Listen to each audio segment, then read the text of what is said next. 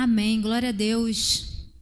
Mais uma oportunidade, agradeço muito, Senhor, por estar aqui, por poder falar sobre a palavra dEle, né? Que é o nosso manual de vida, que é a nossa direção, que é o nosso caminho, que quando usada, né, de maneira integral, ela nos leva ao arrependimento, ela nos leva à confiança, ela nos leva até a presença desse Deus maravilhoso. E quando ela nos leva à presença dele, ela nos faz olhar para ele e conhecer a grandeza dele, saber quem ele é.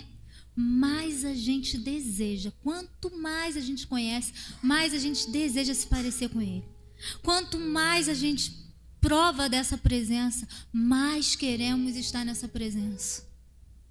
E em nome de Jesus, nessa noite, nós vamos falar sobre como permanecer firme, como permanecer na presença, em meio a processos. Porque a série vem dizendo, Deus proverá. Amém? Mas e durante esse processo, enquanto parece não prover, enquanto não temos respostas, enquanto não sabemos o dia que vai acontecer, enquanto não sabemos quando e como vai acontecer, e aí somos completamente inundados por dúvidas e de repente até uns questionamentos que vêm muitas vezes, né? Como Asaf, por exemplo, eu vejo eles lá bem robustos, e eu que estou aqui fazendo a sua vontade, estou perecendo. E a palavra diz até que ele entra no Santo dos Santos e reconhece quem o Senhor é. E hoje eu vou falar desse processo muitas vezes tão dolorido. Como permanecer firme nele. E eu vou trazer para vocês hoje o livro de Jó. Jó era filho de Sacar. Ele era neto de Jacó. Ele tinha 7 filhos e 3 filhas e vivia em Uz, que provavelmente fica entre Edom e Arábia Saudita. E Jó, gente, ele era muito rico. Mas ele não era só rico assim, ele era mais rico do Oriente, mais rico do mundo nos nossos dias de hoje. E ele tinha muitas propriedades. Então, uma pessoa que vive e tem muito dinheiro, ela vive uma vida, né? Principalmente porque ele era um homem íntegro e fiel. Que vida maravilhosa! Não precisa se preocupar com as contas no fim do mês. E ainda, gente, tem Deus. Tem Deus. É totalmente fiel. É totalmente reto nos caminhos do Senhor. Ele, gente, para vocês terem uma noção, eu resolvi fazer um cálculo. Um cálculo por baixo, assim, né? Porque eu vi que ele tinha 6.000 ovelhas. 6.000 ovelhas, gente, imagina isso, nem cabe aqui. E aí 6.000 ovelhas, eu fui pesquisar no Google. Falei assim, eu vou ver aqui quanto que custa uma ovelha. Aí uma ovelha assim por baixo, eu vou botar a mais baratinha que eu encontrei, porque geralmente está lá 2.500 se ela for de raça. Mas vamos botar por baixo, sem raça, R$400 cada uma. R$400, é difícil, mas se você pechinchar bem, você vai encontrar essa ovelha por R$400. E aí eu fiz um cálculo de 6 vezes 400, né? 6.000 vezes 400. 6.000 ovelhas, 6.000 ovelhas vezes 400. R$2.400.000 só de ovelha. E camelo, gente, camelo é um bicho caro, eu fui descobrir isso agora. Porque os camelos, eles custam, em média, E aí eu vou falar de um preço por baixo também, porque tem os camelos de luxo que custam milhões. Mas aí se a gente for botar um preço mais em conta que a gente vai achar, 104 mil. E aí você coloca 104 mil vezes 6 mil camelos. Então ele tinha 600, isso por baixo, no cabelo barato, 624 milhões. Imagina isso. O homem era muito rico. Fora as 500 jumentas, fora as 500 jumentas, fora as 500 juntas de boi, fora tudo mais que ele tinha. E vivia de uma maneira financeiramente muito tranquila, muito tranquila. E aí, gente, a gente vai ver aqui no capítulo 2 que num dia em que os filhos de Deus vieram apresentar-se perante o Senhor, veio também Satanás. Entre eles apresentar-se também perante o Senhor. Então o Senhor disse a Satanás: de onde vens? E aí Satanás responde: de rodear a terra e passear por ela. E o Senhor vai falar com ele: você tem visto meu servo Jó? Como ele é reto, como ele é fiel. E aí ele vai falar assim: ele é reto, é fiel? Mas é muito fácil. Olha a vida que o homem tem. Olha tudo que ele possui. Olha a tranquilidade que ele vive. É muito fácil te adorar. É muito fácil seguir o seu caminho. Era isso que ele estava querendo dizer. Assim qualquer um. Eu quero ver se ele não tiver isso tudo que ele tem. Se ele rapidinho não blasfema face a face contigo. Eu quero ver se tudo isso que ele tiver aí por retirado dele, se ele rapidamente não blasfema face a face. E aí, gente, para que algo de ruim seja feito nas nossas vidas, é necessário que o Senhor permita. Porque ele não toca se o Senhor permitir. Ele não faz se o Senhor não deixar. E aí o Senhor resolve permitir, para mostrar que o que ele estava falando não era verdade. Mas o Senhor dá um limite para isso. E o Senhor fala: você pode tocar em tudo quanto Jó tem, mas você não vai tocar nele. Você está proibido. Isso significa que ele não pode ir em tudo que ele quiser. Ele só pode fazer, por mais que ele rodeie, por mais que ele esteja ali, ó, a nos olhar o tempo inteiro, porque ele está vigiando, ele está vendo a nossa conduta. Ele não pode tocar se não for permitido.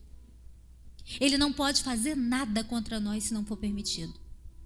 E aí o que acontece?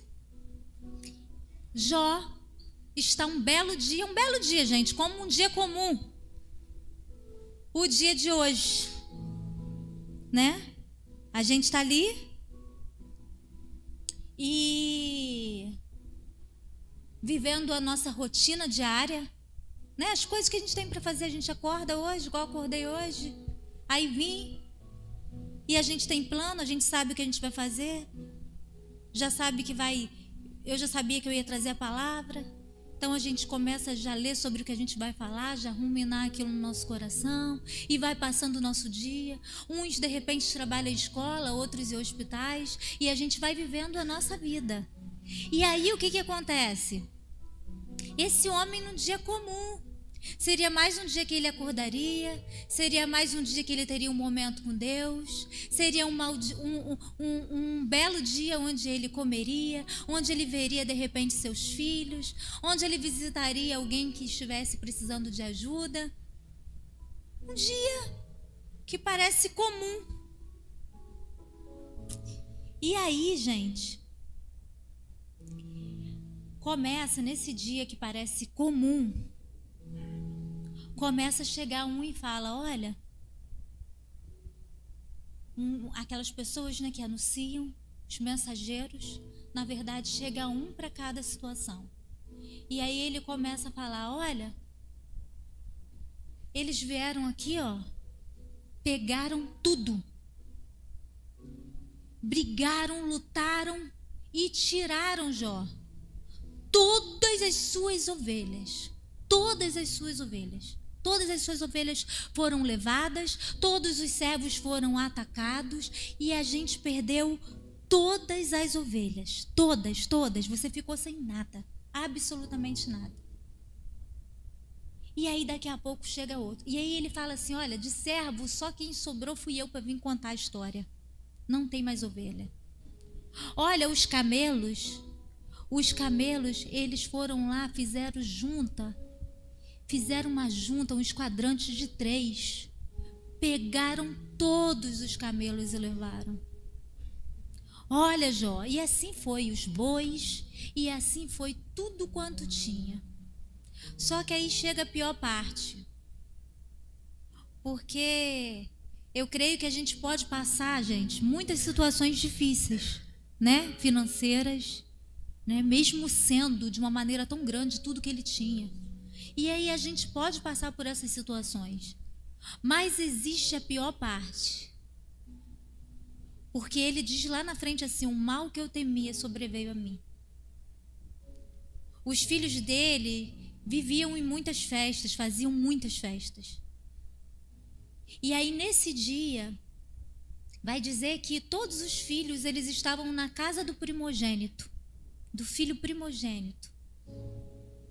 E eles estavam dando um banquete, mais um banquete, onde muitas vezes eles bebiam vinho, provavelmente ficavam bêbados, embriagados. E muitas foram as vezes que Jó, pelos seus filhos, ofereceu ao Senhor oferta, orou a Deus por eles. E nesse dia eles estavam dando um dos seus banquetes na casa do primogênito. E aí chega um servo e fala assim, olha, veio um vento, e esse vento veio dos 4 cantos, ele entrou pelas casas e acabou com tudo. E todos os seus filhos morreram. Quem são pais aqui? Levanta a mão, por favor. Gente, eu não consigo mensurar a dor desse homem. Não consigo. É muita dor. Eu só tenho uma filha, a Júlia. Não consigo mensurar a dor. Eu não consigo, uma só. Ele perdeu 10 filhos. 10 filhos. E aí, gente, como passar por esse processo? Nessa hora que o caos chega, mas é um caos absoluto. Porque é uma dor terrível. E eu não gosto nem de pensar nessa situação, nessa hipótese. E hoje, lendo sobre isso, eu chorei quando eu consegui entrar na dor daquele homem. E aí a palavra diz que naquele momento que ele ouve, olha, todos os seus filhos morreram. Caiu fogo do céu, mataram os bois, veio gente, levou os camelos, mas gente, arrancou seus filhos todos, e você não tem mais filho. A partir de hoje, você não tem mais o abraço, você não vai mais juntar a sua família. E eu creio que nesse momento uma grande parte da alegria de uma pessoa é retirada completamente. Acabou. E aí o que mais me constrangeu foi que ao ouvir isso, aquele homem, ele rasga o seu manto e ele cai diante da presença do Senhor e ele o adora. Que relacionamento é esse? Que faz a gente adorar em meio a um caos tão grande. que faz a gente imediatamente. Eu me lembro, gente, que uma vez eu sonhei que Júlia tinha ido andar de lancha, de barco, sei lá, com umas pessoas. E aí, gente, nesse sonho que eu tive, eu me lembrava de todo mundo voltando na lancha. E o pessoal vinha falando comigo, calma, falando já assim. E eu falava assim, cadê minha filha? E as pessoas faziam assim, ó. Gente, eu gritava. Gente, eu gritei tanto naquele sonho. Era um pavor, um negócio absurdo a me dominar. Eu gritava, eu me jogava no chão e eu enlouqueci. A ponto de eu acordar, gente, parecia que eu ia infartar. Então eu consegui, por um mínimo, sentir um pouquinho dessa dor. E aí ele o adora. E ele diz assim, ó, nu eu saí do ventre, nu eu voltarei para lá. Bendito seja o nome do Senhor. Olha, eu vou dizer que é muito difícil. Muito difícil. E aí, gente, ele fica passando por essa dor terrível. E Satanás, como viu que não aconteceu o que ele falou, né? Porque não aconteceu o que ele falou. E eu repeti aqui 2 vezes o que ele falou. Que foi, o que fazia Jó adorar? O que ele disse que fazia Jó adorar? Tudo que ele tinha. Por isso que ele adora, é muito fácil. Se você retirar tudo dele, ele vai fazer o quê? Blasfemar contra ti. Face a face. E aí o que acontece? Ele disse, caso tudo fosse retirado dele, e ele blasfemaria face a face diante de ti.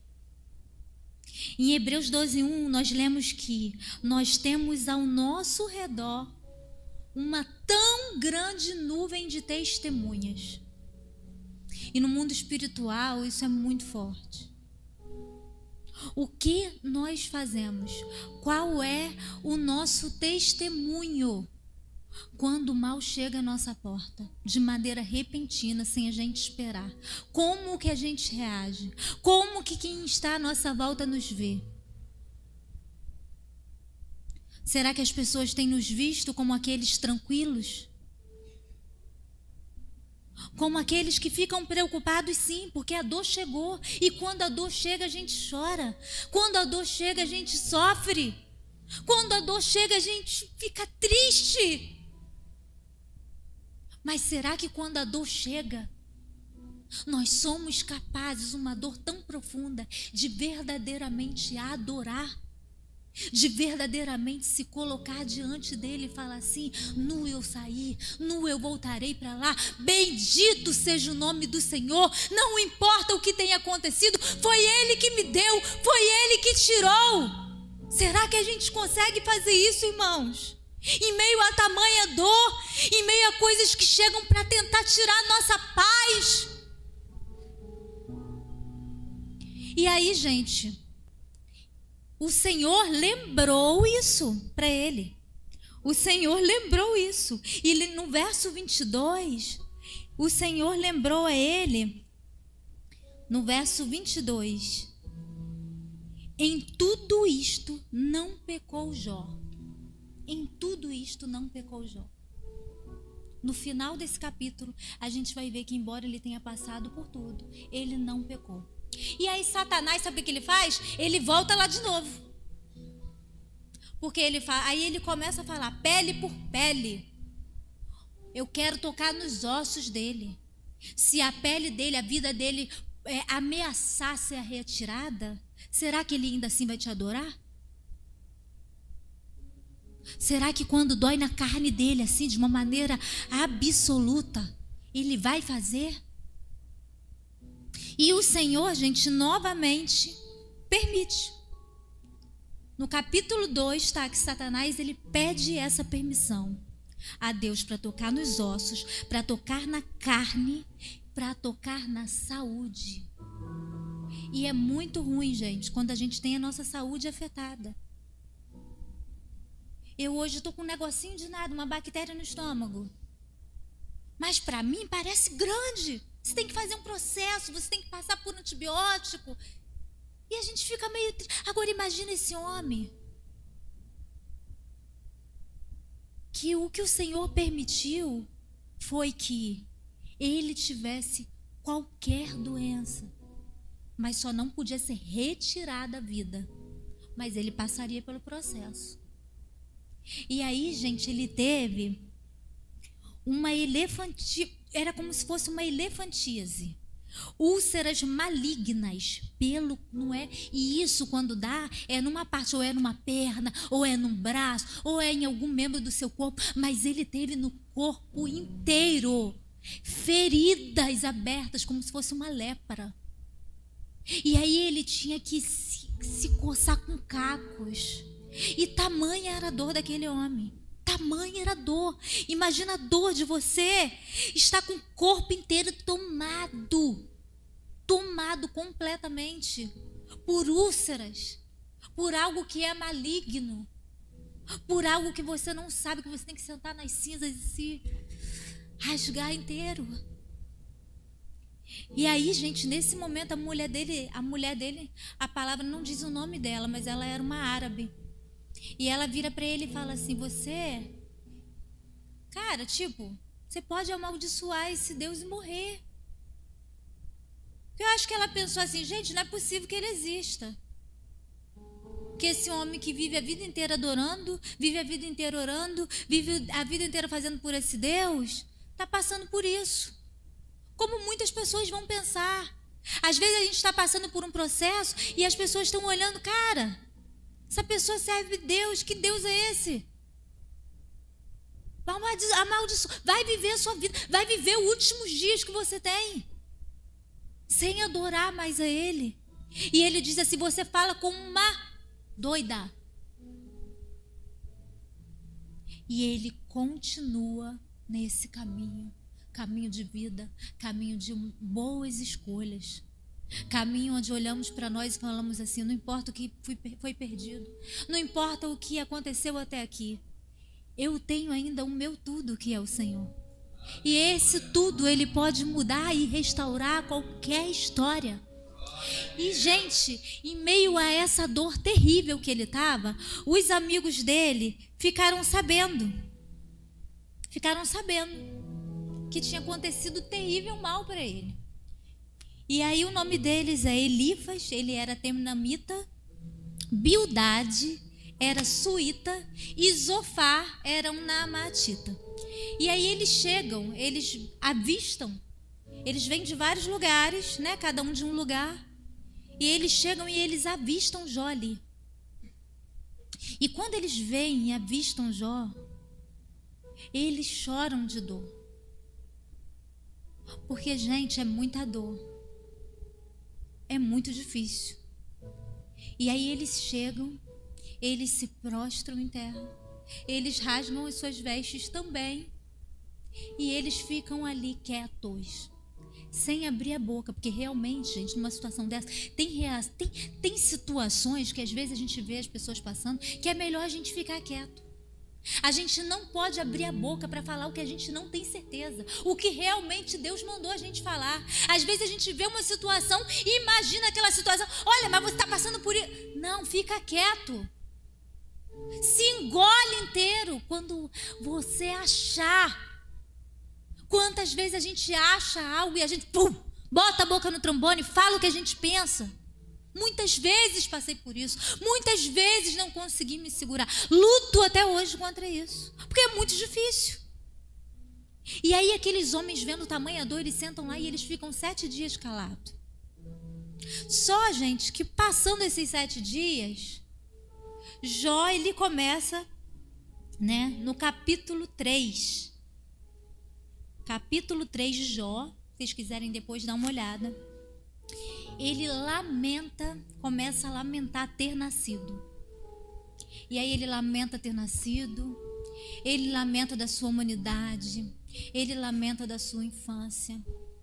Porque por mais que a gente muitas vezes sejamos fortes, por mais que nós estejamos o tempo todo a adorar, a permanecer firme nesse caminho, gente, tem momento que é muito difícil. Tem momento que a gente olha e fala assim, gente, mas pra que eu tô aqui? E eu creio que naquele momento ele olhou assim, gente, pra que eu nasci pra passar por tamanha dor? Por que eu nasci pra sofrer tanto? Essa dor tá insuportável.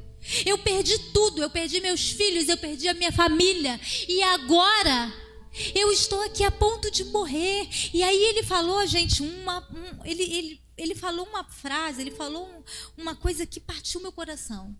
E eu também chorei muito, porque eu imaginei tamanha dor a ponto dele falar isso. Porque ele disse assim, ó, no capítulo 3, versículo 20.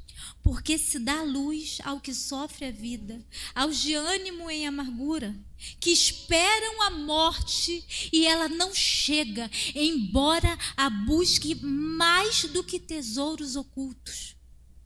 Gente, imagina a dor desse homem.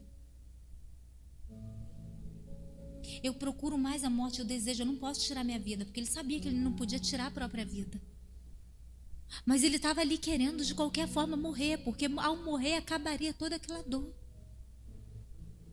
E aí, gente, quando ele fala isso, aqueles amigos, né, que estavam quietos, deveriam continuar quietos. Só que aí eles olham para a situação, porque às vezes no momento de dor, a gente fala muita coisa. A gente fala alguma coisa que não condiz. Porque a gente vai olhar para Jó e vai pensar naturalmente, ué, por que você não queria nascer se quem te deu a vida é o Senhor? Só que aquele homem, naquele momento, ele precisava ser respeitado, abraçado. Porque ele estava sofrendo. Ele estava passando por um processo de muita dor, de muito sofrimento. E aí, gente, eles começam ali naquele momento a repreender Jó, a partir do capítulo 4. Elifas, né, ele começa a repreender e no versículo 7, ele diz o seguinte: a pessoa inocente não é castigada, e conclui que Deus é justo em castigar a Jó, a partir do versículo 12. Ele não podia ter ficado quieto, não. Não, vou abrir a boca e vou falar o que eu penso. Se você está passando por isso, tem alguma coisa aí. Tem muita gente que às vezes não fala para a pessoa, mas fica na igreja falando um com o outro. Ó, fulano está passando por... Será que não está em pecado, não? Muita coisa está acontecendo com ela. Será que ela não está passando por nada, não? Será que o que está acontecendo? Será que ela não precisa se arrepender de alguma coisa que está em oculto que a gente não sabe? Porque não é possível que tudo isso tenha acontecido a troco de nada. Alguma coisa tem aí. Quantas vezes a gente usa o nosso julgamento? Quantas vezes a gente olha para o outro e a gente... Não, vou falar o que eu penso, porque eu acho que é certo, mas não colocamos os nossos joelhos e perguntamos ao Senhor se realmente devemos abrir a nossa boca e falar. E aí, com isso, nós fazemos o quê? Nós machucamos o outro. Nós colocamos a nossa vontade. E vocês lembram de Miriam, o que aconteceu com ela? Quando ela vai até Arão, em Êxodo, e ela fala assim, por que ele só se apresenta face a face para Moisés? E não para mim? E não para Arão? Qualquer um poderia. E imediatamente o Senhor chama eles para a tenda e ela fica leprosa. Sabe por quê? Porque o Senhor não se esquece de quem está falando e Ele guarda o nosso nome. Ele sabe quem somos, no nosso íntimo, no nosso interior. Então, quando a gente abre a boca para falar com o outro, a gente tem que falar o que a gente tem certeza absoluta que o Senhor está falando. Se você não tiver certeza, se for um achismo do seu coração, guarde a sua língua e vamos nos engolir. Mas vamos ficar quietos. Vamos ficar em oração, vamos ficar em intercessão pela causa do nosso irmão. Amém? E aí, gente, Jó, ele responde a ele fala que ele é inocente. Ele fala que ele não fez. E ele fala o seguinte, no capítulo 11, versículo 7. Eu não refrearei a minha boca e falarei na angústia do meu espírito. Tipo, eu tô triste, pelo menos ouve o que eu tô falando. Deixa eu falar. Eu tô angustiado. Eu quero botar pra fora. Quantas vezes já se viu assim? Que você quer abrir a boca e falar mesmo. Você está passando por um problema, você está passando por uma situação e você só quer um ouvido que escute. Você só quer uma mão estendida. Você só quer um abraço. E ele responde dessa maneira. E no capítulo 8, gente, o Bildad, o amigo dele, ele diz com as suas palavras, e vocês podem ler, está no capítulo 8, que ele considera Jó hipócrita. Hipócrita. E aí Jó novamente responde. Fala de tudo que está sofrendo, fala de tudo que está passando, e eles não desistem. No capítulo Jó, o capítulo Jó o capítulo 9 do versículo de Jó, Jó lamenta a sua condição e ele lamenta também o seu nascimento, porque ele está passando por muita dor. E no capítulo 11, gente, Zofar, ele acusa Jó. Ou seja, tudo que Jó está falando ali, ele diz, sabe o quê? Que Jó, com as palavras dele, que Jó é um mentiroso. E aí, gente, imagina vocês estando passando por uma situação de muita dor, de muito lamento. E você tem que enfrentar uma situação dessa ainda com os seus amigos. Ainda tem que ter força para responder essas pessoas. E aí no capítulo 13, o Jó, ele acusa esses amigos de mentir. E Jó, ele ali ora ao Senhor. Ele fala com o Senhor. E o que ele diz no versículo 19 do capítulo 3, se vocês quiserem acompanhar comigo. Jó, capítulo 3.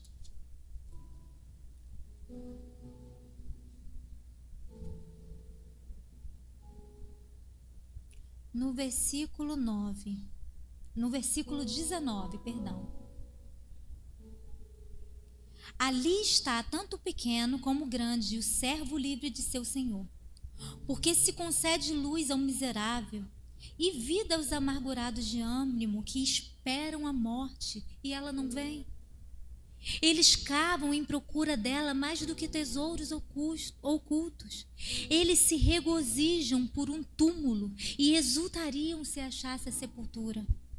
Porque se concede luz ao homem cujo caminho é oculto, e a quem Deus cercou de todos os lados. Porque em vez do meu pão me vêm gemidos, e os meus lamentos se derramam como água. Aquilo que temo me sobrevém, e o que eu receio me acontece. Não tenho descanso, não tenho nem sossego, nem repouso, e já me vem grande perturbação. Ou seja, estou passando por tudo isso, eu perdi tudo, agora o negócio está aqui na minha carne, eu estou a ponto de morrer, e eu ainda tenho, sabe o que ainda? Uma perturbação para resolver. E aí, gente, a palavra vai dizer que eles continuam, a partir do capítulo 15 até o capítulo 30. Eles vão falando contra Jó, falando tudo que Jó deveria fazer, falando da maneira que Jó deveria agir, o que Jó deveria achar. E eles vão do capítulo 15 ao capítulo 30. Eles falando, Jó respondendo, eles falando, Jó se justificando, eles falando, Jó tentando mostrar para eles que não era aquilo, mas que era uma tristeza profunda e ele queria colocar para fora. Ele estava com muita dor, e nesse momento de dor, muitas vezes a gente vai falar algumas palavras que a gente não deveria falar, mas que às vezes a gente não consegue, é mais forte do que a gente. Então, em alguns momentos da nossa vida, a gente vai questionar sim. Só que a situação está entre a gente questionar e a gente se arrepender. E aí eles vão. E a partir do capítulo 32, entra Eliú. E aí Eliú, ele começa a falar também o que ele acha, o que ele pensa. Por mais que algumas palavras dele tenham sido boas, ele ainda assim, ele ainda coloca um pouquinho de Jó contra a parede, querendo a todo custo mostrar que Jó estava errado em alguns pensamentos, em algumas falas. Mas existem momentos que a gente verdadeiramente precisa entender o processo que o outro está passando. E muitas vezes a gente não tem que ficar perguntando por quê. A gente tem que simplesmente entender. E não questionar. E estar pronto ali para abraçar. Enquanto a pessoa está passando por muita dor. Que era o caso desse irmão. Que passou por muito. Ele era um homem íntegro. Ele era um homem que permaneceu fiel a Deus em meio a provações, em meio a duras provações. A experiência de Jó, ela nos convida a gente a refletir sobre perguntas difíceis a respeito das causas do sofrimento. Porque quando a gente passa por essas situações, a gente olha para a situação que a gente está vivendo, a gente sofre, a gente lamenta. E a gente às vezes faz alguns questionamentos a Deus. E é natural. É natural. E aí, gente, no versículo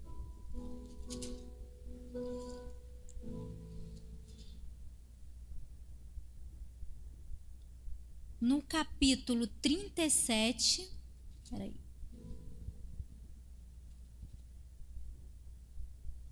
No capítulo 38, perdão.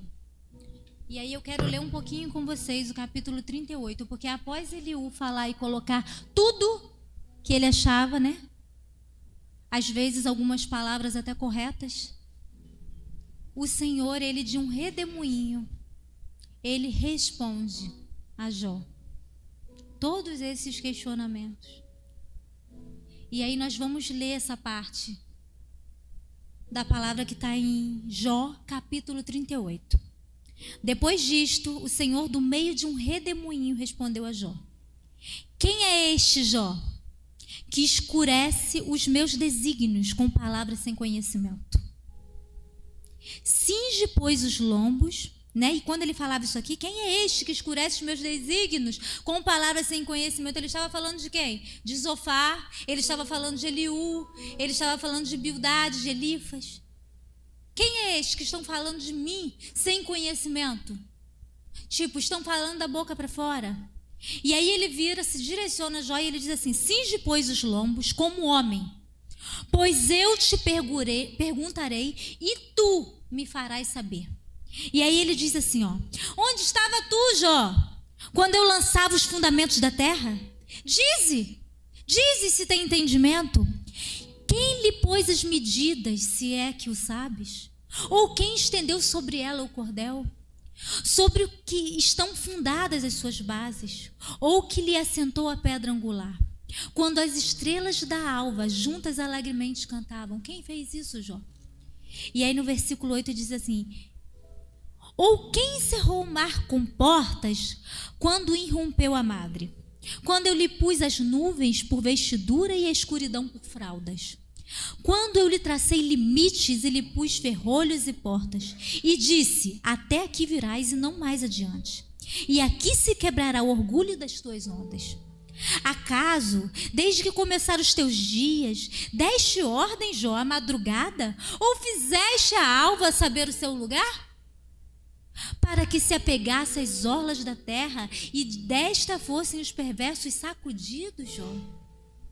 A terra, ela se modela como barro debaixo do selo, e tudo se apresenta como vestidos. Dos perversos se desvia a luz, e o braço levantado para ferir se quebranta. Acaso, Jó, entraste nos mananciais do mar? Ou percorreste o mais profundo abismo? E aí ele continua dizendo: porventura te foram reveladas as portas da morte? Ou será que você viu essas portas da região tenebrosa? Será, Jó, que você viu? Tens ideia nítida da largura da terra, Jó? Dize-mo se o sabes. Onde está o caminho para a morada da luz? Você sabe, Jerusa? Você sabe, Alessandra? Sabe, Patrícia? Vocês sabem tudo isso? Vocês têm resposta para tudo isso? Sabe, Maraísa? Foi você que fez, Maraísa? Foi você que permitiu acontecer tudo isso? E quanto às trevas? Onde é o seu lugar, Maraísa? Para que os conduzas os seus limites e descinas as veredas para a sua casa. Tu o sabes, porque nesse tempo era nascido e porque é grande o número dos teus dias. Você está vivo, Jó, desde essa época? Você sabe tudo, como foi criado, como foi feito, como foi medido? Tu o sabes? Acaso entraste nos depósitos da neve e viste os tesouros da saraiva que eu retenho até o tempo da angústia, até o dia da peleja e da guerra? Onde está o caminho, Jó, para onde se difunde a luz e se espalha o vento oriental sobre a terra? Quem que abriu regos para aguaceiro ou caminho para os relâmpagos dos trovões? Para que se faça chover sobre a terra, onde não há ninguém, e no ermo em que não há gente? Para dessedentar a terra deserta e assolada, e para fazer crescer os renovos da erva? Acaso, Jó, a chuva tem pai? Ou quem gera as gotas de orvalho, Jó? De que ventre procede o gelo, Jó? E quem dá a luz à geada do céu? As águas ficam duras como pedra. Como é feito isso, Jó? E as superfícies das profundezas se tornam compactas. Será que você sabe? Ou poderás tu atar as cadeiras dos 7 estrelos? Ou soltar os laços de Órion? Alguém aqui tem discernimento disso? Sabe como foi feito? Ou fazer parecer os signos dos zodíacos, guiar a ursa com seus filhos? Sabes tu, Jó, as ordenanças dos céus? Pode estabelecer sua influência sobre a terra? Pode levantar a tua voz até as nuvens para que as abundâncias das águas te cubra? Ou ordenarás aos relâmpagos que saiam e te digam, eis-nos aqui? Quem pôs sabedoria nas camadas das nuvens? Ou quem deu entendimento ao meteoro? Quem pôde numerar com sabedoria as nuvens ou os odres dos céus? Quem os pode despejar? Para que o pó se transforme em massa sólida e os torrões se apeguem uns aos outros? Caçarás porventura, Jó, as presas para a leoa? Ou saciarás a fome dos leãozinhos? Quando se agacham no couvis e estão à espreita nas covas, quem prepara aos corvos o seu alimento? Quando seus pintainhos gritam a Deus e andam vagueando por não terem o que comer, quem é que dá o de comer, Jó? E ele continua no versículo 39 inteiro. Sabe tu em que as cabras monteses têm os filhos, ou cuidaste das costas quando tu darias crias? Pode contar os meses que se cumprem? E ele vai até o versículo 39, e quando chega no versículo 40, ele diz assim: disse mais a Jó: acaso quem usa de censuras contenderá com o Todo-Poderoso? Quem assim argue a Deus que responda? E aí, gente, no versículo 3 do capítulo 40, a gente vai ler que Jó, ele responde ao Senhor. E aí ele diz assim, ó, em resposta humilde. Então Jó responde ao Senhor e disse: sou indigno. Quem que te responderia eu? Ponho a mão na minha boca. Tipo, eu decido me calar agora. Eu não entendi nada, mas eu entendi tudo. Eu não entendo de nada, mas eu entendi tudo. Eu entendi a tua grandeza, eu entendi o teu poder. Eu entendi que eu não posso questionar. Eu entendi que eu não sei de nada. Quem sabe é o Senhor. Quem faz é o Senhor. E eu não tenho que ficar me perguntando por quê, pra quê, quanto tempo vai durar, o que vai acontecer. É o que eu faço. E quem faz é poderoso, quem permite é poderoso. Ele é poderoso para deixar e ele é poderoso para levantar. Aleluia. E ele diz assim: uma vez falei e não replicarei. Aliás, 2 vezes. Porém, eu não prosseguirei. Eu não vou mais. Não vou mais abrir a minha boca. Não vou mais questionar a sua grandeza. Então o Senhor, do meio de um redemoinho, respondeu a Jó: cinge agora os teus lombos como homem, e eu te perguntarei, e tu me responderás. Acaso anularás tu de fato o meu juízo? Ou me condenarás para te justificares? Ou tem braço como Deus, ou pode trovejar com a voz como ele faz? Orna-te, pois, de excelência e grandeza, veste-se de majestade e de glória. Derrama as torrentes da tua ira e atenta para todo soberbo. Olha para todo soberbo e humilha-o. Calça os pés os perversos no seu lugar. Cobre juntamente o pó, encerra-lhes o rosto no sepulcro. Então também eu confessarei a teu respeito, que a tua mão direita te dá a vitória.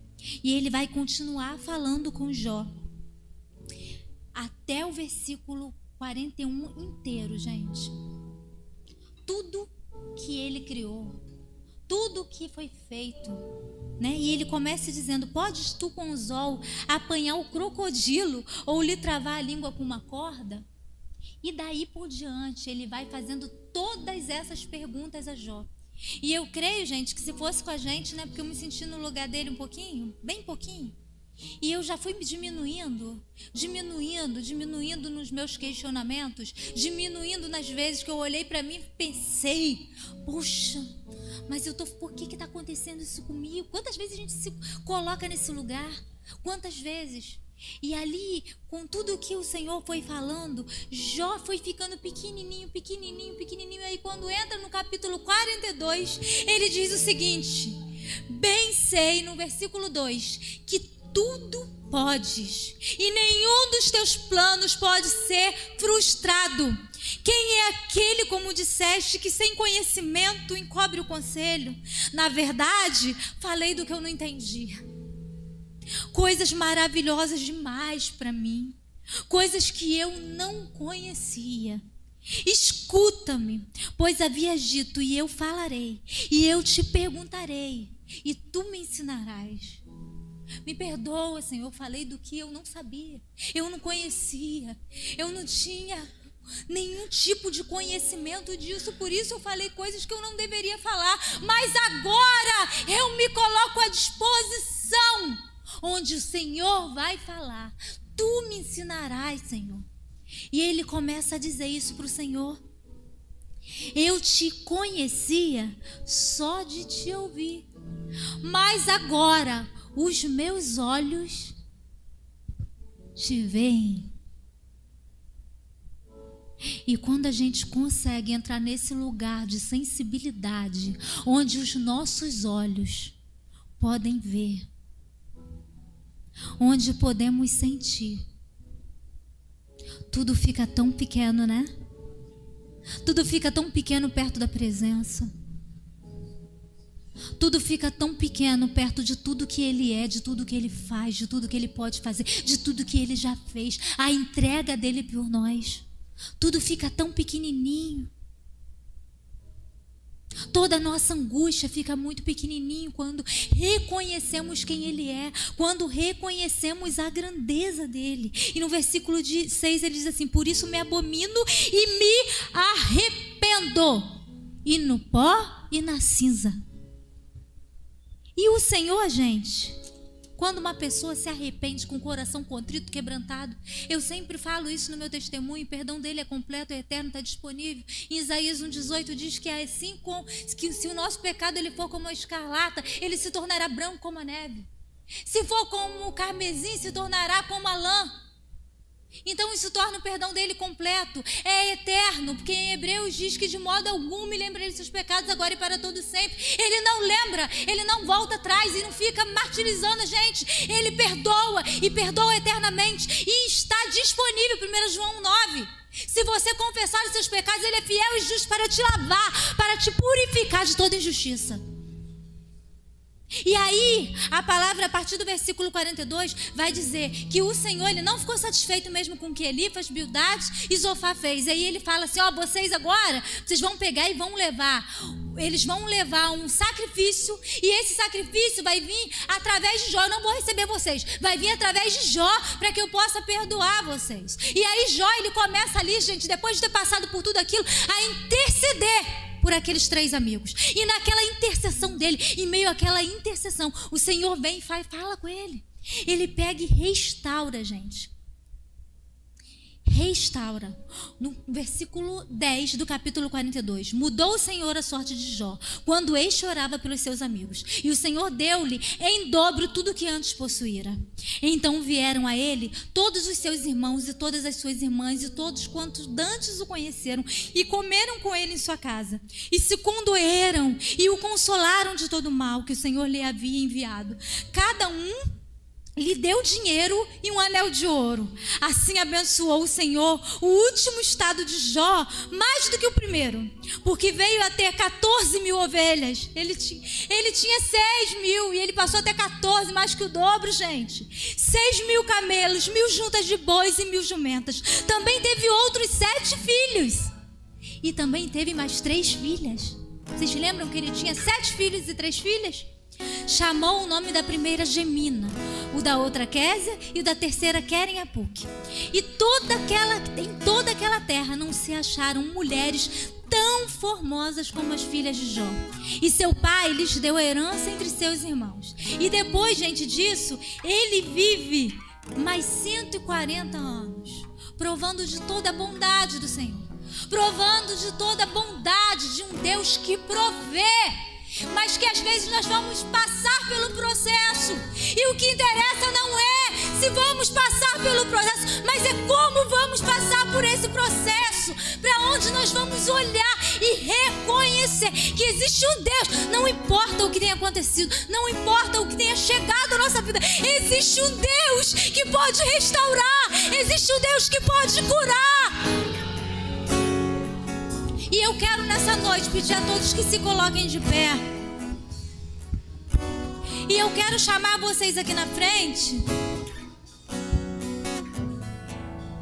não para uma promessa de que vou receber, não para uma promessa de que agora isso vai acontecer,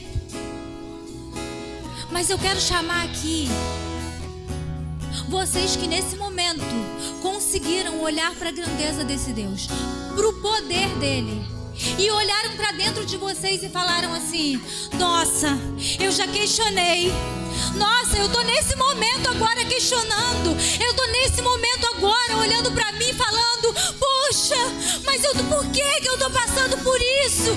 Você que já enfrentou esses porquês da vida, ou que nesse momento está enfrentando o porquê, eu quero te convidar a vir aqui na frente dele, aos pés dele, porque a presença dele está aqui. Esse Deus está aqui, ele é poderoso e ele quer ouvir o teu arrependimento, ele quer ouvir você dizer: eu não sei nada, quem sabe é o Senhor, grandes são as suas obras, grande é o teu conhecimento, e eu não alcanço, Senhor.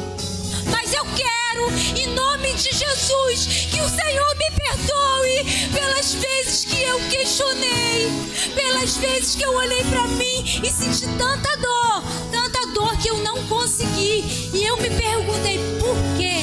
Se em algum momento da sua vida você passou por tamanhas dores, onde você olhou para você e perguntou o porquê de tudo isso, ou está passando nesse momento, eu quero te convidar. Vem diante dele, olhe para ele, se arrependa diante dele.